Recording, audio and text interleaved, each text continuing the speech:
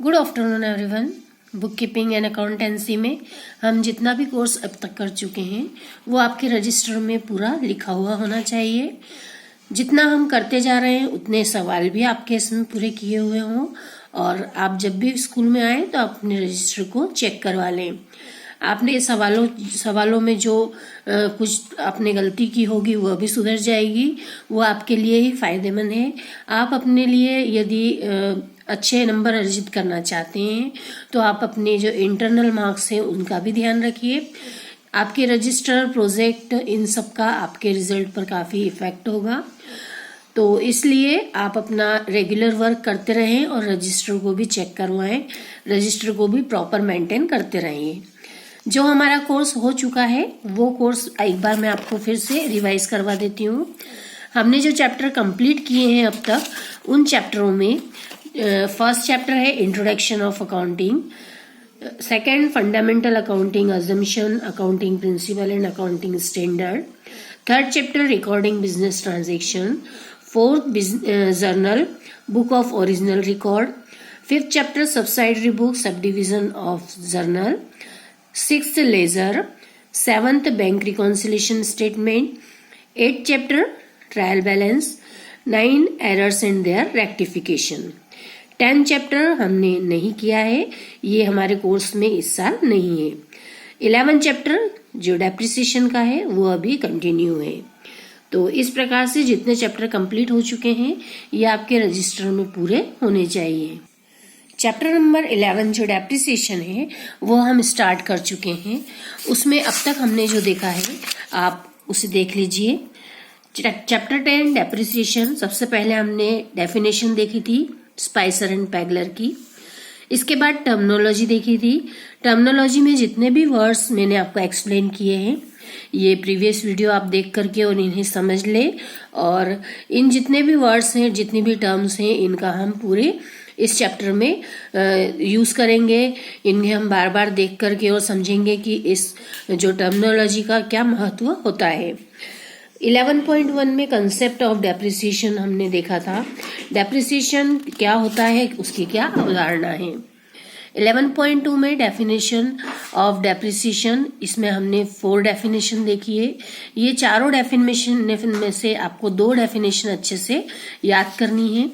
इसके बाद जो कॉजेज ऑफ डेप्रिसिएशन देखे थे हमने, उसमें 2 टाइप्स ऑफ कॉजेज थे, इंटरनल एंड एक्सटर्नल। ये दोनों ही इंटरनल और एक्सटर्नल मैंने आपको बहुत अच्छे से समझाए हुए हैं। इसे भी आप यदि देखना चाहें तो प्रीवियस वीडियो में देख करके और इसे अच्छे से समझ सकते हैं। कैरेक्टरिस्टिक्स ऑफ और स्पेशल फीचर्स ऑफ डेप्रिसिएशन, ये अब हम आज देखेंगे। The characteristics or special features of depreciation are as under. Depreciation is charged on fixed assets and not on floating assets. Depreciation जो होता है वो हमेशा फिक्स्ड असेट्स पर लगाया जाता है, और जो हमारी चालू संपत्तियां होती है उन पर डेप्रिसिएशन नहीं लगाया जाता। डेप्रिसिएशन जो होता है वो हमारी जो हमारे लाभार्जन के लिए जो हमने संपत्तियां बिजनेस में खरीदी है, जो स्थायी रूप से हमारे बिजनेस को लाभान्वित कर रही है, और उनके मूल्य में जब समय के रहते हुए या उपयोग करते हुए या फिर किसी भी कारण से मूल्य में उनके कमी आती है तो वो डेप्रिसिएशन कहलाता है। Second, the value of fixed assets diminished permanently as a result of depreciation. Diminishes permanently मतलब जो स्थायी रूप से संपत्तियों में कमी आती है। जो भी हमने संपत्ति बिजनेस में यूज की है उसके मूल्य में यदि एक बार कमी आ जाती है तो फिर वह वापस उसकी वैल्यू बढ़ती नहीं है, इसलिए स्थायी रूप से जब मूल्य में कमी आती है तो वह डेप्रिसिएशन होगी। Third, depreciation always relates to the book value of fixed assets. जो हमारी संपत्ति की जो स्थायी संपत्ति की बुक वैल्यू या हमारी उसमें जो पुस्तक में लिखी हुई वैल्यू होती है उसके ही आधार पर हमारे यहाँ डेप्रिसिएशन का कैलकुलेशन किया जाएगा। मीन्स जो मूल्यह्रास होता है उसका संबंध संपत्ति के पुस्तकीय मूल्य से ही होता है। Fourth, continue diminution in value in witness in depreciation. लगातार जो निरंतर कमी होती रहती है, उस जो वैल्यू हमारे यहाँ कम हुई है वही डेप्रिसिएशन मानी जाती है। The diminution in value takes place gradually. जो हमारी धीरे धीरे कमी होती है, मतलब जब हमारे संपत्ति के मूल्य में कमी होगी तो वो अचानक न होकर धीरे धीरे कमी आती है। तो इसीलिए संपत्ति का जो कम मूल्य होता है वह डेप्रिसिएशन के रूप में हमें शो करना होता है। द डिमिशन इन वैल्यू में बी क्वालिटेटिव और क्वांटिटेटिव। जो हमारे यहाँ की मूल्य कमी हुई है या जो डेप्रिसिएशन के रूप में हम दिखा रहे हैं उसकी मात्रात्मक भी हो सकती है और गुणात्मक भी, मतलब उसकी क्वांटिटी भी कम हो सकती है और उसके गुणों में भी कमी आ सकती है। Depreciation is calculated because of continued use of fixed assets in business. Business में जो हम असेट्स का यूज करते हैं वो कंटिन्यू यूज करते हैं, मतलब लगातार उसका उपयोग होता रहता है, इसलिए हमें डेप्रिसिएशन को कैलकुलेट करना पड़ता है। Depreciation is an essential expenditure of business and so it must be recorded in the book respectively of profit or loss in business. Depreciation जो होता है एक आवश्यक खर्चा होता है, तो आवश्यक खर्चा है बिजनेस का, इसलिए इसे हमें कैलकुलेट करना और इसे शो करना हमारे अकाउंट्स की बुक में कंपलसरी होता है, क्योंकि इसके आधार पर ही हमारा सही प्रॉफिट या लॉस का पता चलता है। Provision for depreciation is necessary in spite of complete repair of an assets. जो डेप्रिसिएशन का प्रोविजन होता है वह आवश्यक होता है, क्योंकि हम डेप्रिसिएशन के लिए जब कोई प्रोविजन प्रिपेयर करते हैं या प्रोविजन का निर्माण करते हैं तो वो हमारे फ्यूचर के लिए होता है। इसलिए जो हमारे यहाँ इसमें रिपेयर भी होती है तो वो रिपेयर भी हम उस राशि की जो हमारी अमाउंट होती है उसमें से हम उसकी पूर्ति कर सकते हैं। लेकिन हमें जो फंड बनाना होगा या जो हम रिजर्व बनाते हैं डेप्रिसिएशन के लिए वो हमें प्रति वर्ष बना लेना चाहिए या बनाना आवश्यक है। यदि हमने डेप्रिसिएशन के लिए कोई फंड या कोई प्रोविजन नहीं रखा है तो हम हमारी संपत्ति की जो सही वैल्यू है उसका पता नहीं लगा पाएंगे। इसलिए हम एक प्रोविजन के रूप में बनाते हैं, हमारे यहाँ एक नया अकाउंट खोलते हैं प्रोविजन फॉर डेप्रिसिएशन। तो उसमें हम प्रति वर्ष एक निश्चित अमाउंट को बेच करके उससे वो उस प्रोविजन को कंटिन्यू करते हैं। Next, depreciation is charge due to continue use, wear and tear, effusion of time, obsolescence and depletion. Depreciation इसलिए चार्ज किया जाता है क्योंकि उसकी संपत्ति में मूल्य में कमी आ रही है। उसके कारण कई हो सकते हैं, जैसे निरंतर प्रयोग करना, डिप्लेशन मूल पदार्थ की समाप्ति हो जाना, ऑब्सोलेंस हो जाना मतलब अप्रचलन हो जाना, चलन से बाहर हो जाना, और इस तरह के कई जो रीजन है जो हमने कॉजेस में देखे हैं, कॉजेस ऑफ डेप्रिसिएशन में, इन सभी कारणों के रहते हुए हमें डेप्रिसिएशन को चार्ज करना चाहिए।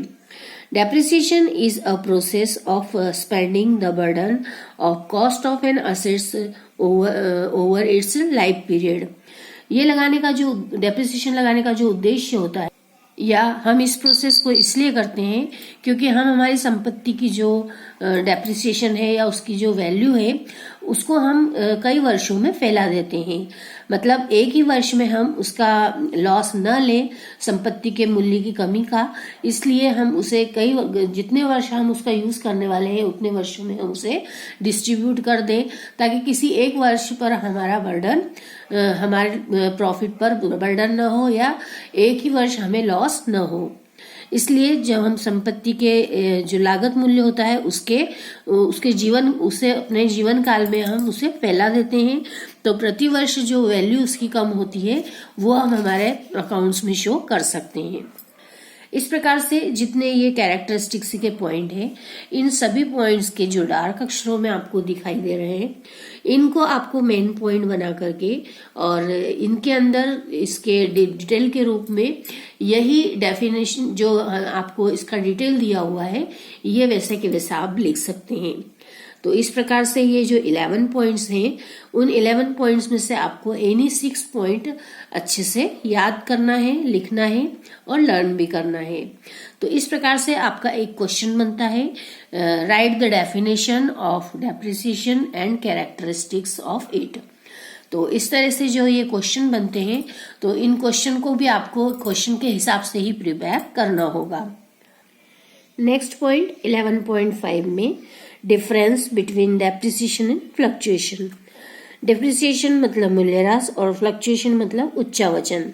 उच्चावचन मतलब किसी भी संपत्ति के मूल्य में कमी या बढ़ोतरी, इंक्रीज या डिक्रीज होना। तो जब वैल्यू कम और ज्यादा होती रहती है तो उसे उच्चावचन कहा जाता है। अब इन दोनों में क्या डिफरेंस है, इसे देखेंगे हम पॉइंट वाइज। फर्स्ट पॉइंट है meaning of depreciation, permanent loss of quality, quantity and value of an assets due to continued use is called depreciation. And of fluctuation, a change in market value due to increase or decrease in demand and supply for an assets is called fluctuation. अर्थ के रूप में मूल्यह्रास का अर्थ देखा जाए तो किसी भी जो स्थायी संपत्ति होगी उसके जब हम रेगुलर यूज करते हैं, कंटिन्यू उसको हम प्रयोग करते हैं, तो उसके परिमाण या फिर उसके मूल्य में, क्वालिटी या फिर क्वांटिटी में जो भी कमी आती है, जो स्थायी रूप से होती है, उसे डेप्रिसिएशन कहा जाता है। और फ्लक्चुएशन में स्थायी संपत्तियों की जो मांग और पूर्ति दोनों के में कमी या वृद्धि के कारण इनके बाजार मूल्य में जो होने वाले जो चेंज होते हैं, उसे फ्लक्चुएशन या उच्चावचन कहा जाता है। Second point, nature of decrease in value. Depreciation involves permanent diminishing of value and fluctuation is of temporary nature. जो डेप्रिसिएशन होता है उसमें संपत्ति का जो मूल्य होगा उसमें निश्चित रूप से परमानेंट कमी आती है, और फ्लक्चुएशन में किसी भी संपत्ति में या किसी भी वैल्यू में टेम्परेरी कमी आती है, मतलब वो बढ़ भी सकती है उसकी वैल्यू और कम भी हो सकती है। इसलिए इसमें परमानेंट आती है डेप्रिसिएशन में, और फ्लक्चुएशन में टेम्परेरी आती है। Next point third, depreciation is charged on fixed assets and fluctuation may be in fixed assets or floating assets. जो assets की नेचर होता है उसमें डेप्रिसिएशन जो चार्ज किया जाता है वो फिक्स्ड assets पर किया जाता है, और फ्लक्चुएशन फिक्स्ड assets पर भी हो सकता है और फ्लोटिंग पर भी हो सकता है। Fourth point, relationship. Depreciation always relates to the book value of fixed assets and fluctuation relates to be market value. जो बुक वैल्यू होगी उस पर हमेशा हम डेप्रिसिएशन को चार्ज करेंगे। जो भी हमारी फिक्स्ड असेट्स है उसकी हमने जो बुक में वैल्यू लिख रखी है, मतलब हमारी बुक ऑफ अकाउंट में जो उसकी हमने अमाउंट को शो किया हुआ है, उसी पर डेप्रिसिएशन को हम लगाते हैं। एंड फ्लक्चुएशन का संबंध जो होता है वो मार्केट वैल्यू से होता है, बाजार में उस संपत्ति का या उस वस्तु का क्या मूल्य है, उसके अनुसार फ्लक्चुएशन डिसाइड किया जाता है। Fifth, nature of change in value. Depreciation causes permanent diminishing of value and fluctuation में कॉज इंक्रीज इन वैल्यू और डिक्रीज इन वैल्यू। नेचर में जो प्रकृति होती है चेंज की, उसमें परमानेंटली जो कारण होता है वो कारण डिमिनिशिंग ऑफ वैल्यू, मतलब उसके संपत्ति के मूल्य में कमी का रहता है, और फ्लक्चुएशन में कमी भी हो सकती है और संपत्ति की या उसका कारण जो होता है उसमें वैल्यू डिक्रीज भी हो सकती है और इंक्रीज भी हो सकती है। 6th point, tendency. Depreciation involves gradually diminution in value and fluctuation involves sudden changes in value. Tendency means इसका स्वभाव या इसकी स्पीड क्या होगी। तो डेप्रिसिएशन के मूल्य में, डेप्रिसिएशन जब लगता है तो संपत्ति के मूल्य में कमी बिल्कुल स्लो मतलब धीरे धीरे शनै शनै होती है, और फ्लक्चुएशन जो होता है वो सडन चेंज होता है। संपत्ति के मूल्य में एकदम कमी आती है या एकदम बढ़ोतरी होती है। Certainty, depreciation is always certain and fluctuation it is always uncertain. स्थायी संपत्तियों की वैल्यू निश्चित रूप से कम होती ही है, और जो फ्लक्चुएशन होता है वो अनिश्चित होता है, कम हो भी सकता है और अधिक भी हो सकता है। और जैसा कंपलसरी नहीं है कि संपत्ति के मूल्य कम और ज्यादा हो ही, अनसर्टन होगा मतलब बिल्कुल अनिश्चितता रहती है। Working efficiency, depreciation decreases the working efficiency of an assets, and fluctuation it has no direct relation with working efficiency. Depreciation के अंतर्गत जो संपत्ति की कार्यक्षमता होती है उसमें कमी आती है, और उच्चावचन में या फ्लक्चुएशन में डायरेक्ट संपत्ति का वर्किंग जो एफिशिएंसी हो उसका उस पर कोई प्रभाव नहीं पड़ता। Next, accounting of depreciation is a legal computation, and fluctuation there is no legal computation of accounting the fluctuation. जो अकाउंटिंग में हमारे डेप्रिसिएशन लगाना होता है ये कानूनी रूप से आवश्यक होता है। मीन्स यदि हम अपने यहाँ डेप्रिसिएशन नहीं लगाएंगे या संपत्तियों के मूल्य की कमी को नहीं शो करेंगे तो हमारा प्रॉफिट ज्यादा शो होगा, जिससे कि हम अपने भविष्य के लिए जो हमारी संपत्ति के लिए रिपेयर या फिर कोई प्रोविजन नहीं कर पाएंगे। इसलिए डेप्रिसिएशन लगाना लीगली भी आवश्यक है, कानूनी रूप से जरूरी है। और जो फ्लक्चुएशन होगा उसमें लीगली कंप्यूशन कुछ नहीं है, मतलब यदि संपत्ति के मूल्य में कमी आ रही है या बढ़ोतरी हो रही है तो उसके लिए जो भी कार्य उस समय किया जाए वही उसमें सुटेबल होगा, मतलब जो भी हम करेंगे उस समय वही सही निर्णय माना जाएगा। इसके लिए पहले से कुछ भी क्लॉज नहीं होता या कानूनी रूप से कोई आवश्यक नहीं होता। Forecasting, diminution of value of an assets can be forecasted. भविष्य के लिए पहले से हम यह निर्धारित करते हैं कि हमें उस संपत्ति पर डेप्रिसिएशन लगाना है। No forecast can be made for fluctuation. जो उच्चावचन होगा, फ्लक्चुएशन होगा, उसके लिए कुछ भी हमें पहले भविष्य के लिए कुछ भी रखने की आवश्यकता नहीं है। Reason, it occurs due to continued use, effusion of time, etc. And fluctuation, it occurs due to change in demand and supply of an asset. जब फोरकास्टिंग की कर ली जाती है, मतलब जब हम भविष्य के लिए रख लेते हैं या पहले से जब हम अनुमान लगा करके और किसी भी संपत्ति को डेप्रिसिएशन कितना आएगा ये जब अनुमान लगा करके उसके लिए हम कुछ व्यवस्था कर लेते हैं या रिजर्व बना लेते हैं, तो उसके बाद जो हम कंटिन्यू उसका किसी भी संपत्ति का यूज करते हैं तो उसके मूल्य में कमी आती है, तो उस कमी को हम उस फंड में से या प्रोविजन में से भी एडजस्ट कर सकते हैं। मतलब जब हम संपत्ति के निरंतर प्रयोग के कारण या समय के व्यतीत होने के कारण जो भी रीजन होता है उस रीजन से डेप्रिसिएशन हम उसका कैलकुलेट करके और उसकी व्यवस्था कर लेते हैं। और it occur due to change in demand and supply. जो उच्चावचन होगा या फ्लक्चुएशन होगा वो संपत्ति की कितनी डिमांड है, कितनी उसकी पूर्ति हो रही है, कितना सप्लाई हो रहा है, उसमें कमी है या वृद्धि है, उसके कारण से फ्लक्चुएशन हो सकता है। तो मार्केट में क्या स्थिति चल रही है उस असेट्स की, उसके आधार पर फ्लक्चुएशन होता है। और जो संपत्ति का जो निरंतर प्रयोग होता है उसके कारण हमारे यहाँ डेप्रिसिएशन तो होता ही है। तो इसलिए हम पहले ही व्यवस्था कर लेते हैं और डेप्रिसिएशन लगा लेते हैं, एक उसकी रेट फिक्स कर लेते हैं, कौन सी मेथड से करना है यह भी फिक्स कर लेते हैं। इसलिए हम अपने लाभों के बारे में पहले से सोच लेते हैं, कि हम हमारे लाभ है उसमें से कितनी अमाउंट को हम डेप्रिसिएशन के प्रोविजन में डाल सकते हैं। तो इस प्रकार से ये जो दोनों में डिफरेंस है, इस डिफरेंस को आपको 11 पॉइंट के माध्यम से समझना है, मतलब सारे पॉइंट आपको पढ़ना है और इनमें से एनी 6 पॉइंट, कोई 6 पॉइंट आपको अच्छे से लर्न करना है। जब आप इन्हें लर्न करेंगे तो पूरा समझ करके एक एक पॉइंट को आपको याद करना है और इसे अपने रजिस्टर में भी नोट डाउन करना। इसके बाद आपको जो 2 डिफरेंस और दिए हुए हैं, एक तो difference between depreciation and obsolescence.